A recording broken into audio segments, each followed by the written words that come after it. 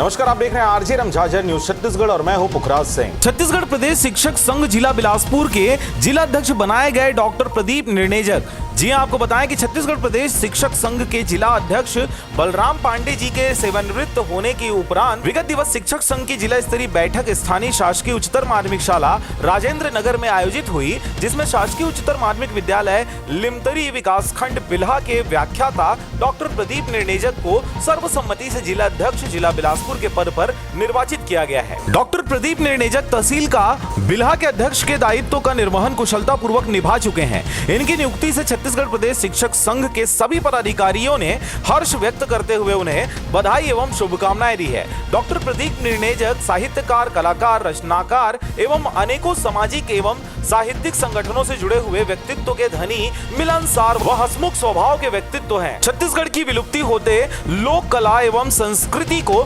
जीवंत बनाए रखना डॉक्टर उग्रसेन कन्नौजे की रासलीला मंडली के प्रमुख अभिनयकर्ता भी रहे हैं।